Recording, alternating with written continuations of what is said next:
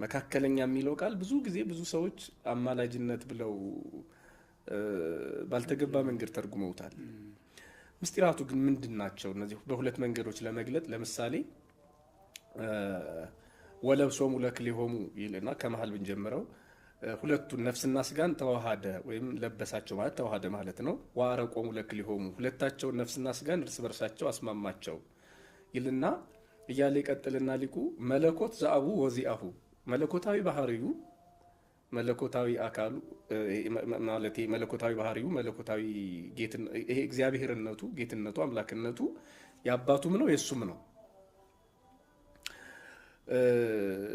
ወስጋ ዘዚአነ የለበሰው ስጋ ደግሞ የኛ ነው። ወአረቆሙ ለክልኤሆሙ ይሄን ሆኖ የአባቱን ባህሪ ይዞ የኛንም ስጋ ነስቶ ተዋህዶ ሁለቱን አስታረቃቸው ይላል፣ አንድ አደረጋቸው አለ።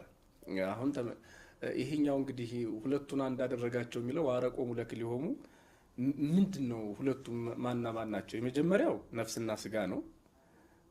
ነፍስና ስጋን አስታርቋል።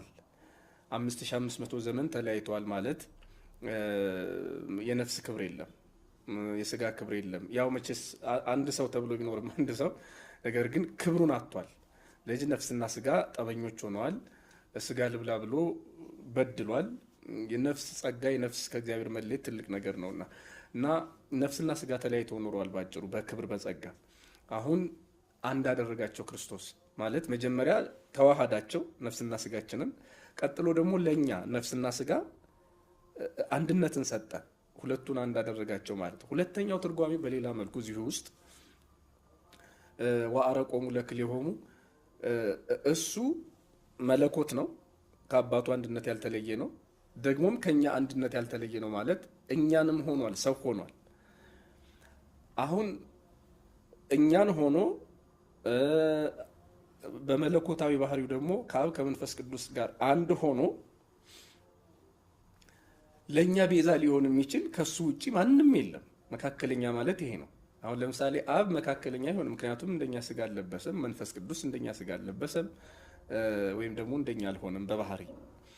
ኢየሱስ ክርስቶስ ግን በተለየ ሁኔታ ስጋችንን ለበሰ። መለኮት ዘአቡ ወዚአሁ መለኮት የሱና የባህሪ የአብ ባህሪ ነው። መለኮትነት፣ እግዚአብሔርነት፣ አምላክነት። ስጋ ወተስቢት ዘዚአ ስጋ ደግሞ የኛ ነው አለ። አሁን ስለዚህ ስጋችን ነስቷል፣ መለኮታዊ ባህሪው አለ። ሁለቱ አንድ ሲሆኑ መለኮታዊ ባህሪና ስጋዊ ባህሪ፣ መለኮታዊ አካልና ስጋዊ አካል አንድ ሲሆኑ የኛ ድህነት የኛ ቤዛነት በቆረሰው ስጋው ባፈሰሰው ደሙ ወደ ቀደመ ክብራችን ወደ ቀደመ ጸጋችን ተመለስን እና ወደ ቀደመ ሀገራችን ተመለስን ለማለት ነው። እዚህ ጋር ምናልባት እንዲያው ውስብስብ እንዳይል ነገሩ ሰው የሆነ አምላክ የሆነ ሰው እንላለን። እንግዲህ አምላክ ሰው ሲሆን ሰው አምላክ ሆኗል።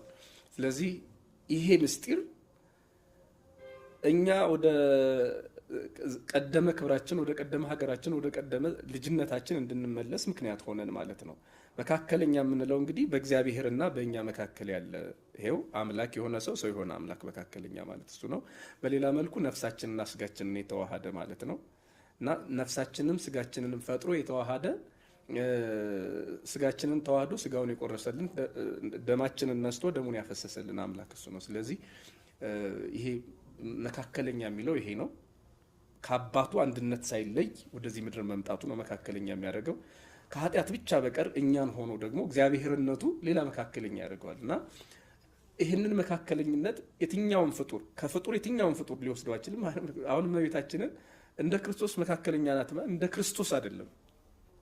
ይቅርና ድንግል ማርያም አብና መንፈስ ቅዱስም መካከለኛ በዚህ ደረጃ መካከለኛ እንደማይባሉ የታወቀ ነው። ምክንያቱም ሰው አልሆኑም። ድንግል ማርያም ደግሞ ሰው ናት፣ አምላክነት የላትም። ጻድቃን፣ ሰማዕታት፣ ቅዱሳን መላእክት ፍጥረት ናቸው፣ ፍጡራን ናቸው፣ ፈጣሪነት የላቸውም። ክርስቶስ ግን መካከለኛ ሆነ ማለት ፈጣሪ ነው። ፈጣሪ ብቻ ደግሞ አልሆነም።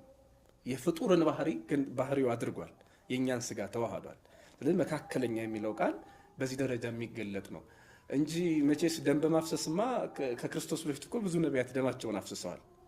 ግን መካከለኛ የሚባሉ አልነበሩም። ምክንያቱም ሰዎች ናቸው፣ ፍጡራን ናቸው። የገነትን በር ሊከፍቱልን አልቻሉም።